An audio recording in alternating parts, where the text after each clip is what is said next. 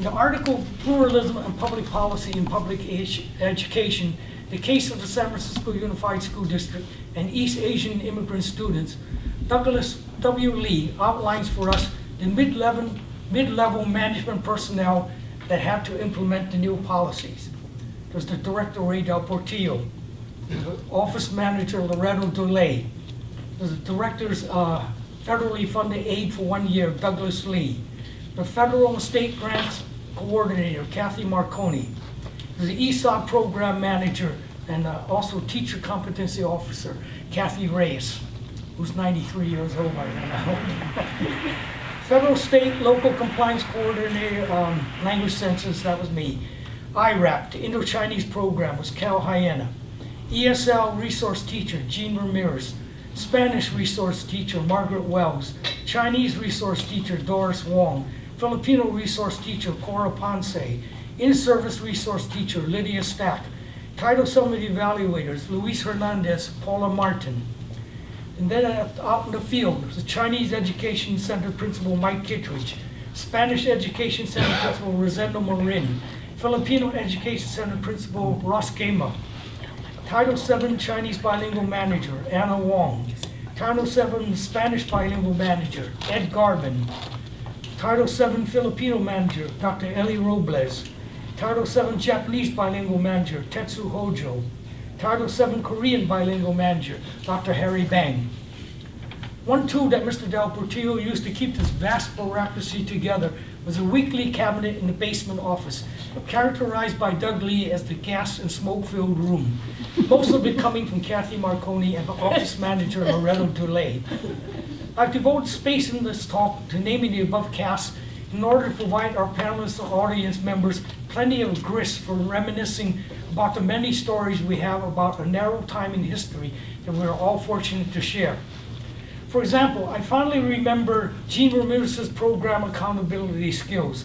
We both worked on the second floor, where among her many duties, she was gatekeepers to school program supplies. My supplies were situated in the basement, and whenever I needed paper, Jean would never give me any. Our law plan was going to be on sound fiscal grounds. Finally, I think Doug Lee rightfully placed our efforts as not only an intense English language civil rights learning endeavor, he also put it as an integral part of the pluralism going on in the United States. Thank you. Thank you. I'm sure because the supplies were for the students. I'm sure John. I think John, he was settling a score that we've been playing for a long time, John. I want to be sure there's questions that if you want to ask, this is the time. I think we have at least maybe up to 10 minutes even, because I think we started kind of late, so. Well, people can ask questions. We have a little leeway now because the official program has the coffee break from 3 to 3:30. Okay. So those who want to stay for questions can absolutely stay. Yes. Go ahead. Yeah. And maybe this diverges it off a little bit, but you folks also know the families, and I guess I'm here wanting to hear kind of the role also of the families, and especially because it seems like they were organizing quite often and quite vociferously.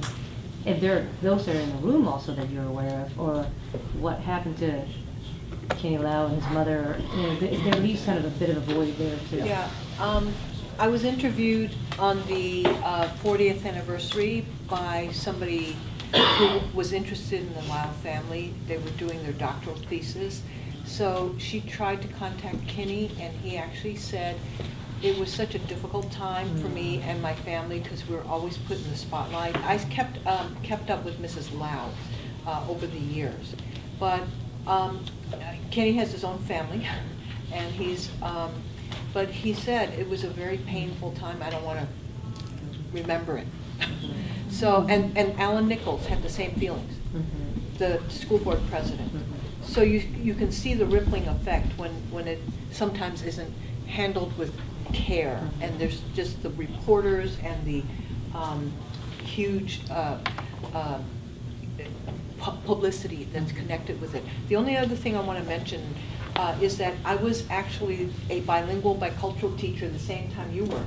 So after I left Gene Parker Elementary School as the teacher of Kinney Lau, I went to Commodore Stockton under Cesar Orsini. And what's interesting is that what you described were conditions that were not right, and it was an add-on, tag-on program. I walked into a school where Mr. Orsini actually saw it as a legitimate program. I had my own classroom, I had 2 aides that worked with me, and that was a bilingual classroom, that's where I was. Next door was the ESL classroom, that was another one. And then the third model was a regular classroom for kids who were Chinese speaking but did not select to do this. And I think that part is important. When you have a school administrator principal who's supportive, we had supplies. We didn't have to be sandwiched in between bathrooms. We were a legitimate program, but this was before Lowell Nichols. Yes, sir. I had a similar experience to yours. I was hired as a migrant resource teacher. And my room was the room that used to be the custodian's office. And then at another school, I was hired to be a language development specialist to do an ESL lab. My classroom was the stage. And I had to get on and off the stage anytime there were any productions. That's typical. Yeah, so I think we've all had those kind of experiences. I just want to add this one principal that I worked with. I'm Irish, English, French, and Swiss, and my husband's Mexican Italian, and but he was born in this country. And I remember a principal saying to me, "You speak white, but you sleep brown." And I said, and I thought to myself, what am I going to do right now? So I started to cry. I started to cry. And he totally fell apart. And he said to me, you know, I'm only joking. I said, well, I didn't know you were joking. And after that, anything I wanted when I went to his school. But it was, I said, I can either get angry and he'll react in a certain way, but when I said, let's see if I can make this. And it was those kinds of things. Even later on, a particular school, when the requirements for ELD for all teachers working with non-native speakers, some of the teachers who had bilingual classes, all the other mailboxes had little American flags in them. And that was early 90s. Excuse me. Yes, ma'am, go ahead. So I wanted to know, when Mrs. Lau asked you to teach Kinney math in a little group, were you able to do that in Chinese? Oh, that's a good question. Or did you feel you needed guidance and approval from the district? I did feel that I needed to do that because I was a young teacher, so I didn't want to jeopardize my position. But on the side, after school, I would teach in Chinese, and I would see in math, mostly math, and I would check to see if other families wanted to take advantage of it, so that it did happen, But it was on my time, it was on their time, and it wasn't legitimate, so to speak. Lucinda, are you saying that even though that you were hired to teach in a school where the majority of students were Chinese speaking and you were Chinese speaking, but you were explicitly directed not to speak in Chinese in your classroom? Correct. The official language is English. And so when I went to check with the principal, I knew what the answer was going to be. Because if Mrs. Thompson, said it's throughout the school district. And the principal said, no, you must speak and teach in English. But I knew that there was another way, and it paved the way, actually, for why a number of people wanted to take on the cause. Yes, go ahead. So, in terms of the teacher response, what was done to shift the attitude from teachers from that time that weren't necessarily supportive of bilingual education to teachers of right now? Have you seen a shift? Have you not seen a shift? And how is the district helpful with the changing of attitude or value of language? Well, I would say, in terms of Spanish bilingual in San Francisco, it's interesting because people say, well, what about Chinese bilingual? And I mentioned at the meeting this morning that came later for many reasons. It also, fortunately and unfortunately for the Chinese community, fortunately there was, even though San Francisco, all along, the numbers of Spanish speakers and speakers of Chinese were really pretty much the same. But it wasn't true for the rest of the state or the rest of the country. And the Chinese were viewed as the model minority, right? And that they were succeeding, although we knew that many were not succeeding. And so there wasn't a lot of push. There wasn't kind of the fear that was coming along because of the Spanish speakers.